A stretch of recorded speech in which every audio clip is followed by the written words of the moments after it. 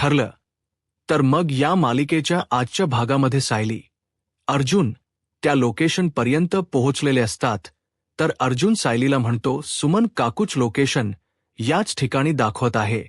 तर अर्जुन म्हणतो, आपण थोडं पुढे जाऊयात का, म्हणजे आपल्याला काहीतरी माहिती सापडेल. तर त्या ठिकाणी इन्स्पेक्टर सावंत आणि त्यांची टीम पोहोचलेली असते. अर्जुन इन्स्पेक्टर सावंत यांना आवाज देत म्हणतो, इन्स्पेक्टर सावंत साहेब, काही समजलं आहे का? तर आता इन्स्पेक्टर सावंत म्हणतात की नाही, अजूनपर्यंत तर काही हाती लागलं नाहीये, पण प्रयत्न चालू आहेत आणि आजूबाजूच्या गल्ली गोळ्यातही आम्ही शोध घेत आहोत, त्यामुळे नक्कीच काहीतरी हाती लागेल. तर अर्जुन म्हणतो, इन्स्पेक्टर सावंत, सुमन काकूंच लोकेशन इतर ठिकाणी कुठे होतं, हे सगळं काही आपल्याला कळू शकत का? तर इन्स्पेक्टर सावंत म्हणतात, त्याला थोडा वेळ लागेल.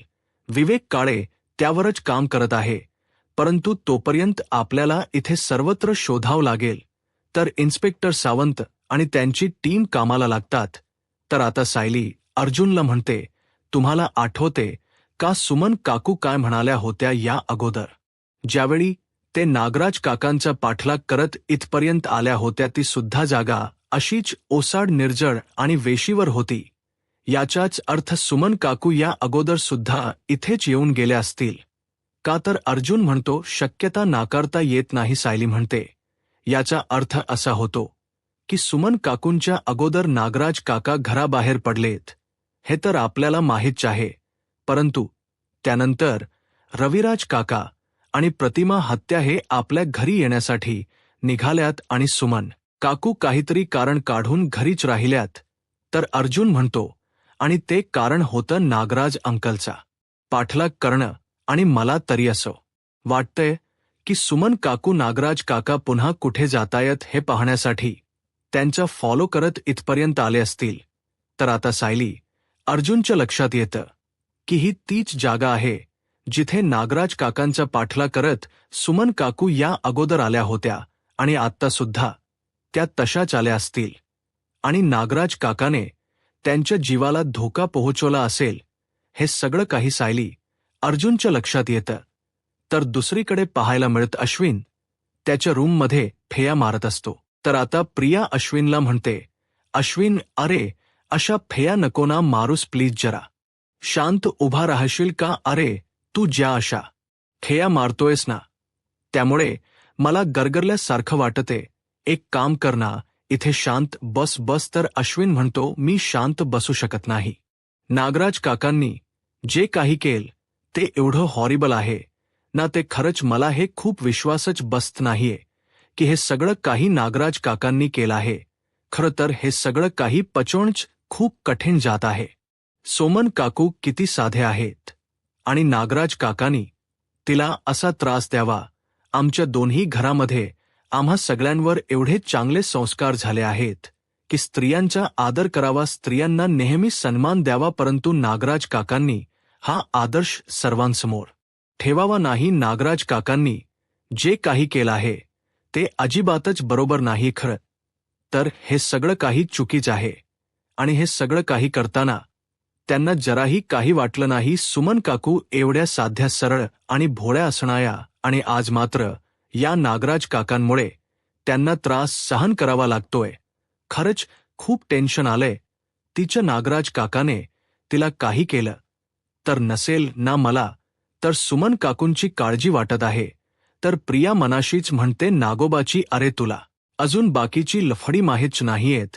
बाकीची लपडी जर कळाली ना तर तुला हार्ट अटॅक येईल.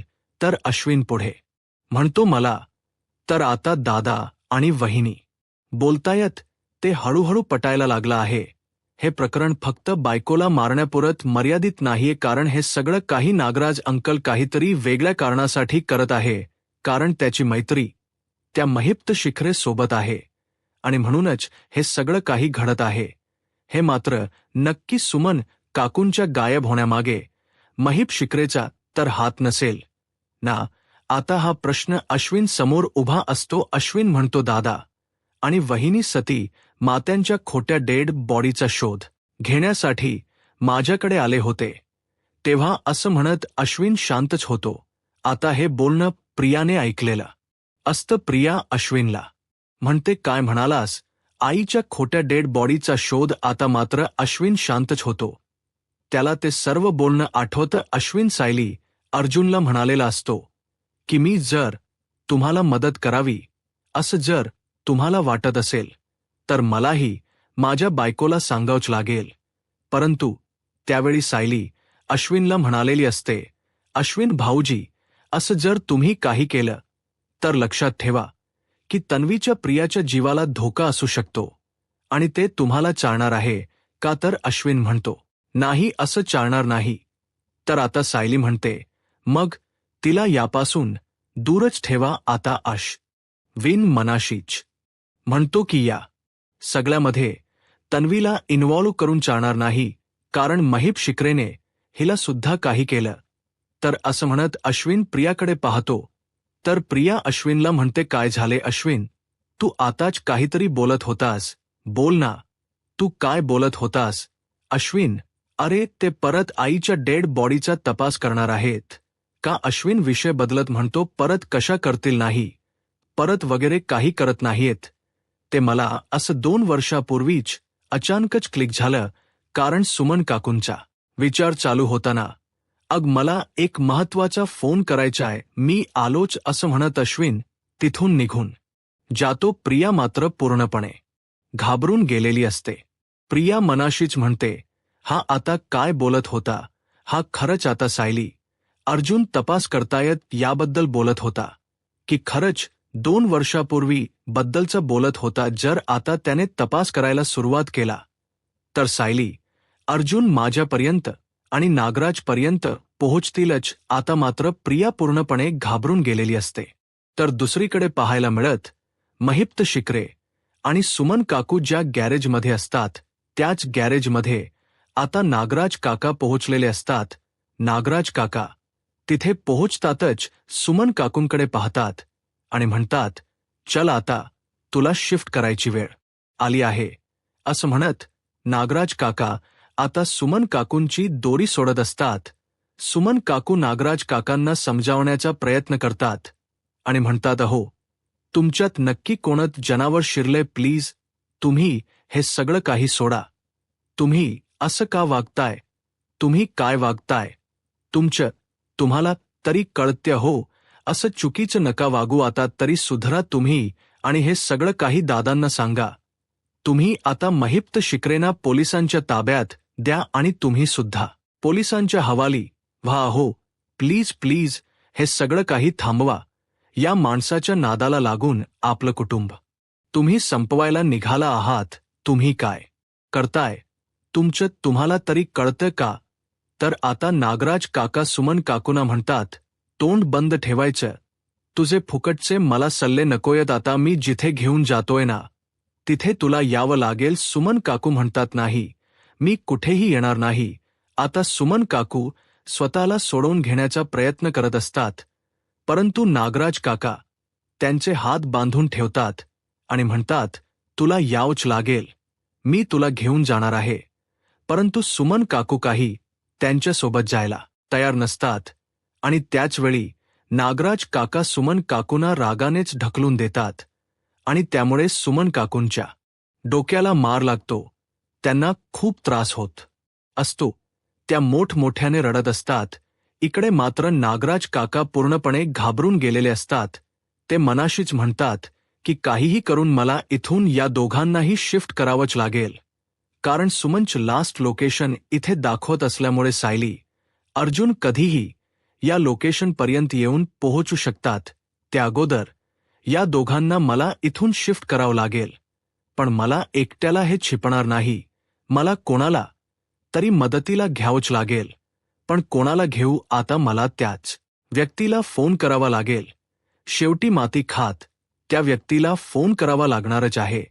आता महिपा शिखरे नागराज काकांकडे पाहतात आणि म्हणतात, काय नागराज शेठ एवढा मोठा दांडगा माणूस आणि स्वतःची 5 फूट बायको सुद्धा छेपत नाहीये. जा आता बाहेर जा आणि माझी जी माणसं आहेत ना ती मदतीला घेऊन या. ती तुमच्या बायकोला नक्कीच उचलतील. त्यांनाही कळू देत की त्यांच्या महिप्त शेठना नागराजने कुठे लपून ठेवलाय त्यांना सुद्धा कळू दे की त्यांचाच मालक इथे बांधून ठेवला गेला आहे जाना. आता मात्र नागराज काकांना खूप राग आलेला असतो. ते रागाने तिथून निघून जातात. परंतु नागराज काकांच्या अशा वागण्यामुळे सुमन काकूंना मात्र खूप खूप त्रास होत असतो. त्यांना वाईट वाटत असतं की आपल्याला आपल्या नव्यानेच इथे बांधून ठेवला आहे. आपलाच नवरा आपलं कुटुंब उद्ध्वस्त करायला निघाला आहे. तर दुसरीकडे पाहायला मिळतं प्रिया मात्र पूर्णपणे घाबरून गेलेली असते. प्रिया विचार करत असते की आता पुढे नक्की काय करावं. खरंच सायली, अर्जुन प्रतिमाच्या खोट्या डेड बॉडीचा शोध घेत असतील का, आणि ते जर आमच्यापर्यंत पोहोचले तर आता काय करावं. प्रियाला काहीच कळत नसतं. प्रिया विचार करत असते आणि त्याचवेळी नागराज काकांनी प्रियाला फोन केलेला असतो. प्रिया म्हणते, हॅलो, काय हो, घरातल्या घरात फोन करताय की अगोदरच सटकलाय कुठे. तर नागराज काका म्हणतात, मी केव्हाच सटकलोय, आता मीच हे काय बोलतोय ते प्लीज ऐकून घे तू. ताबडतोब इकडे ये, मी तुला लोकेशन पाठवतो. आता या संधीचा प्रिया फायदा घेत म्हणते, खरंच तुम्हाला माझ्या मदतीची गरज आहे असं वाटते. तर आता नागराज काका म्हणतात, हो, मला तुझ्या मदतीची गरज आहे आणि त्यासाठी मी तुला फोन केला आहे. तर प्रिया नाटक करत म्हणते, काय काय म्हणालात, ऐकू आलं नाही, जरा पुन्हा बोलतात का. तर नागराज काका म्हणतात, मला तुझ्या मदतीची गरज आहे प्रिया. तर प्रिया म्हणते, वाह, किती छान वाटलं, म्हणजे तुमचे हे शब्द ऐकून कानाला एवढं गारगार वाटलं ना. पण मला सांगा, मदत काय हवी आहे. तर आता नागराज काका प्रियाला म्हणतात, महिपा शिकरेला इथून शिफ्ट करायचे आहे आणि त्यासाठी मला तुझ्या मदतीची गरज आहे. प्रिया म्हणते, एवढे दिवस घसा ओरडून ओरडून तुम्हाला सांगते की मला महिपा शिखरेच लोकेशन सांगा, परंतु आतापर्यंत तुम्ही मला कधीही लोकेशन सांगितलं नाही आणि आता तुम्हाला गरज पडली तशी तुम्ही मला फोन करताय का आणि मला लोकेशनवर यायला सांगताय का. आता एकट पडल्यावर बरोबर तुम्हाला प्रियाची आठवण आली हो ना. तर नागराज काका म्हणतात, ते सगळं काही इथे आल्यानंतरही बोलता येईल. प्रिया मॅडम, पण प्लीज तुम्ही निघताय का. प्रिया म्हणते, खरंच माझी गरज आहे का तुम्हाला. तर नागराज काका म्हणतात, हो प्रिया मॅडम, मला खरंच तुमच्या मदतीची गरज आहे. तर प्रिया नागराज काकांना म्हणते, ठीक आहे, येईन मी, पण एका अटीवर. नागराज काका म्हणतात, आता कोणती अट. प्रिया म्हणते, सुमन कुठे आहे ते तुम्हाला आत्ताच मला सांगावं लागेल. ते जर तुम्ही मला सांगितलं तरच मी तुमच्या मदतीला येईन, सांगताय ना. तर आता मात्र नागराज काकांचा नाईलाज होतो.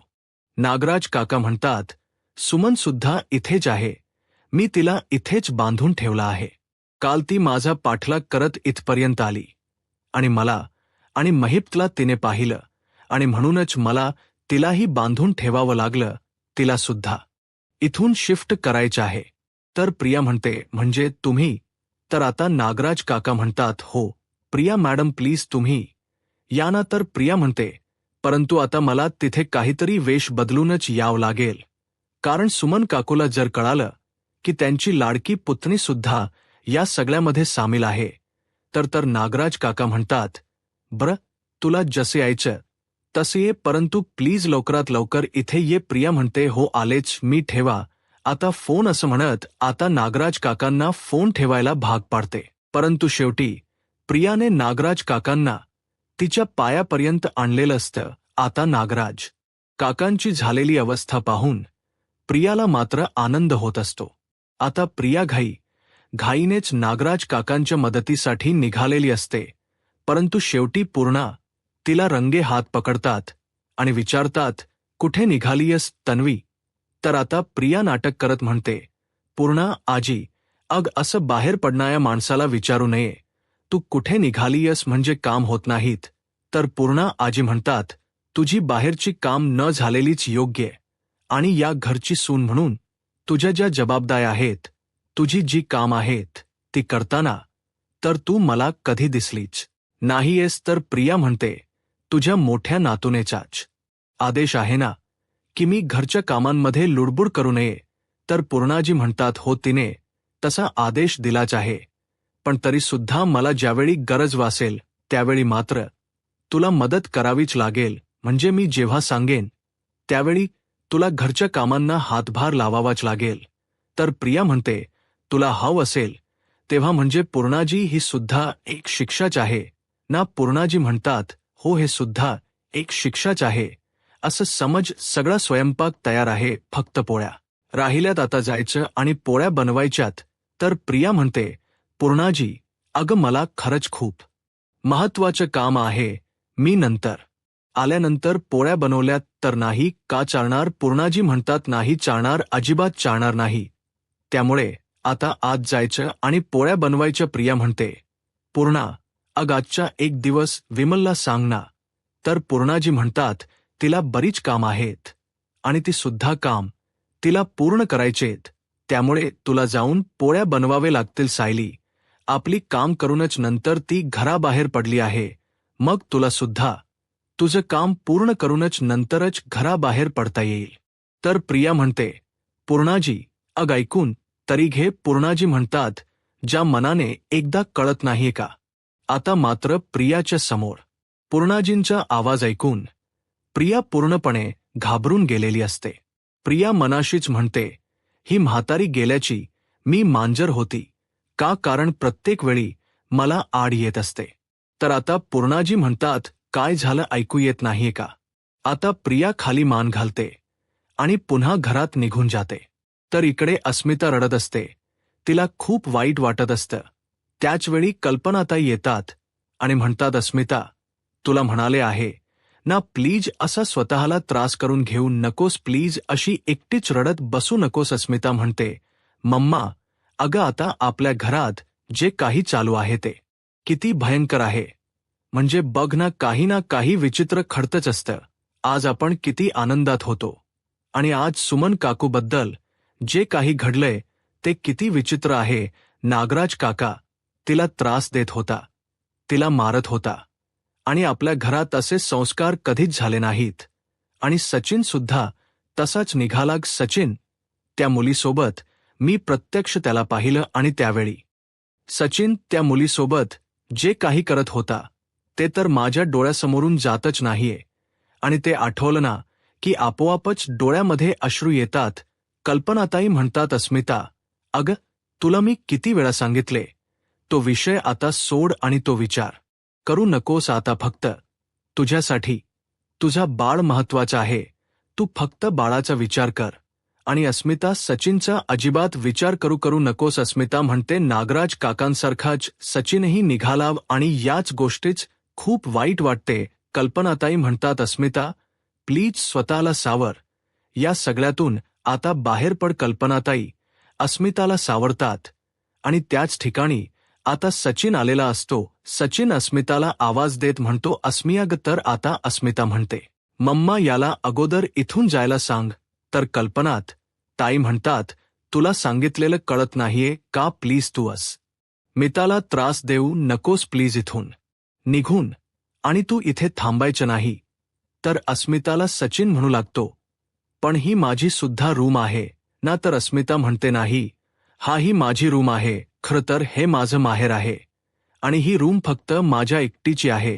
त्यामुळे तू मला इथे नको आहेस. मम्मा त्याला प्लीज सांग इथून निघून जायला. कल्पना ताई म्हणतात, सचिन अस्मिता जे काही बोलते ते तुला ऐकू येत नाहीये का. प्लीज इथून निघून जा. आता तुझं सगळं सामान घे आणि गेस्ट रूम मध्ये राहायला जायचं, तिथे शिफ्ट व्हायचं. परंतु अस्मी समोर यायचं नाही. तुझ्यामुळे अस्मिताला त्रास आलेला आम्हाला चालणार नाही. असं म्हणत आता कल्पना ताईंनी सचिनची रूम मधून हाकलपट्टी केलेली असते. आता हे पाहून सचिनला धक्काच बसतो. तर दुसरीकडे पाहायला मिळतं, पूर्णाजीने सांगितल्याप्रमाणे आता प्रिया किचनमध्ये वावरत असते आणि आता ती कणिक मळायला घेते. पूर्णाजी हे सगळं काही स्वतःहूनच पाहत असतात. त्या आता देवाची जपमाळ घेत जप करत असतात आणि प्रियावर लक्ष ठेवून असतात. आता प्रियाचा सुद्धा नाईलाज होतो आणि शेवटी तिला किचनमध्ये काम करावं लागतं. पण कणिक कसं मळावं हे मात्र तिला अजिबातच माहीत नसतं. पीठ घेते आणि त्यात पाणी टाकून ती कणिक मळत असते.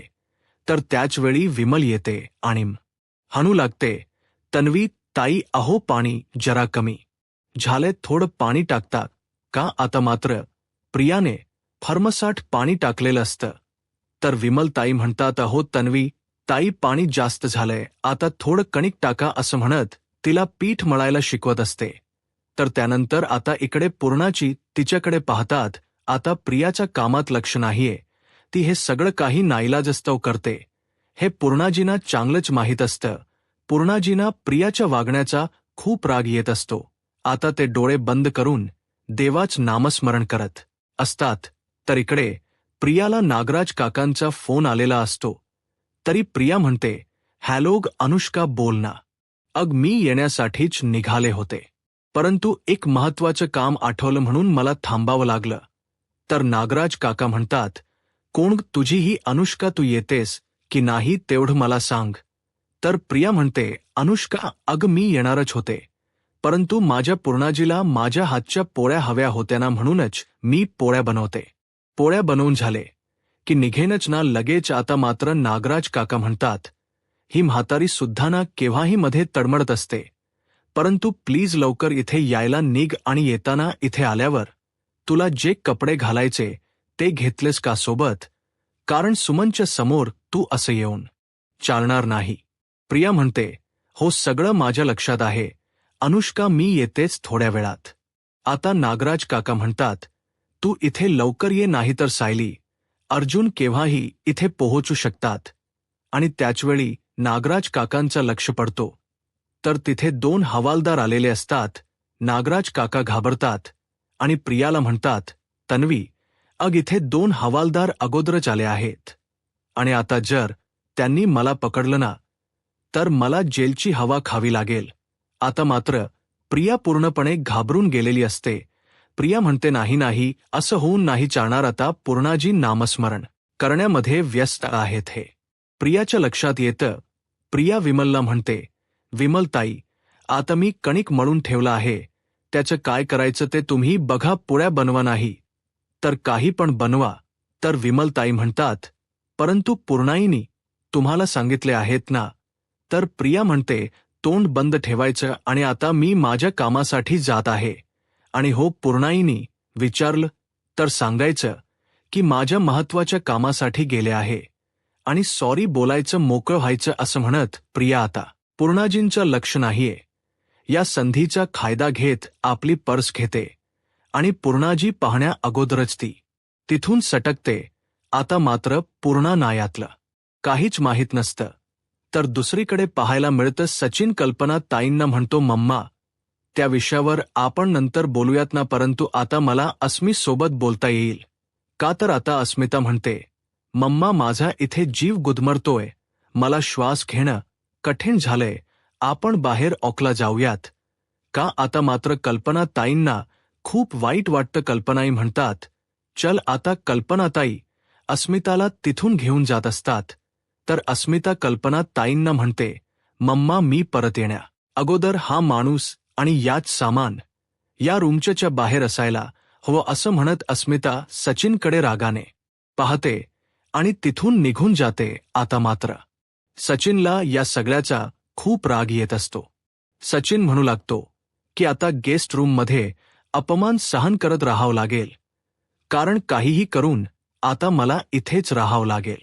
जर मी माझ्या घरी गेलो तर मला आईबाबांचा सगळा खर्च करावा लागेल आणि एवढे पैसे मी कुठून आणणार आहे? आणि जर इथे राहिलो तर समीराबद्दल अर्जुनला काय माहीत आहे हे सगळं काही मला शोधून काढावं लागेल. आणि जर मी हे सगळं काही शोधून काढलं तर पुढे मलाच फायदा होणार आहे आणि त्यासाठी मला अपमान गिळावा लागेल आणि योग्य वेळ आल्यानंतर या सुभेदारांना सरळ करावा लागेल असं म्हणत आता सचिन गेस्टरूम मध्येच राहायचं ठरवतो. आणि त्याचवेळी आता सचिनला साक्षीचा फोन आलेला असतो. सचिन साक्षीचा आलेला फोन पाहतो आणि खुश होतो. तर दुसरीकडे पाहायला मिळतं सायली अर्जुन त्या लोकेशनवर शोध घेत असतात. तर इन्स्पेक्टर सावंत अर्जुनला म्हणतात, अर्जुन सर विवेक काळे यांचा मेसेज आला आहे, त्यांनी लोकेशनबद्दल सगळी माहिती पाठवली आहे. अर्जुन म्हणतो की हो आता आपल्याला सगळं काही कळेल असं म्हणत अर्जुन लोकेशन पाहतो. तर घरापासून इथपर्यंत सुमन काकूंच लोकेशन असतं आणि इथून आतल्या रस्त्यापर्यंत. तर सायली म्हणते आतल्या रस्त्यापर्यंत म्हणजे आतमध्ये नक्की काय असेल. तर अर्जुन म्हणतो आपल्याला गेल्यावरच कळेल असं म्हणत सायली, अर्जुन आणि पोलिसांची टीम आता महिप्त शिखरेच्या जुन्या गॅरेजच्या दिशेने यायला निघतात. तर दुसरीकडे पाहायला मिळतं सुमन काकू खूप रडत असतात. त्यांना खूप त्रास होत असतो. आता नागराज काका यांनी तर हवालदारांना पाहिलेलं असतं आणि म्हणूनच धावत पळत ते आतमध्ये येतात आणि सुमन काकूंना तिथून घेऊन जाण्याचा प्रयत्न करत असतात. तर सुमन काकू नागराज काकांना म्हणत असतात, प्लीज मला सोडा, तुम्ही हे काय करताय. परंतु नागराज काका सुमन काकूंच्या कानाखाली मारतात. आता सुमन काकू काही तिथून जायला तयार नसतात आणि म्हणून शेवटचा पर्याय म्हणून नागराज काका त्यांना कुंगीचा औषध देत बेशुद्ध करतात आणि त्यामुळे सुमन काकू बेशुद्ध झालेले असतात आणि त्याच संधीचा फायदा घेत आता नागराजका काका सुमन काकूंना तिथून शिफ्ट करण्यासाठी बाहेर घेऊन येतात. आता सायली, अर्जुन आणि पोलिसांची टीम तिथपर्यंत पोहोचलेली असते. परंतु नागराज काका या सगळ्यांना चकवा देत सुमन काकूंना तिथून घेऊन निघतात. तर येणाऱ्या पुढील भागामध्ये आपल्याला पाहायला मिळतं आता पोलीस तिथे आजूबाजूला सगळीकडे शोध घेत असतात आणि त्याचवेळी महिप्त शिखरेंच्या ओरडण याचा आवाज येतो आणि पोलीस आणि सायली, अर्जुन त्या दिशेने जातात. तर इकडे महिप्त शिखरेना प्रिया आणि नागराज काका धरून ठेवतात.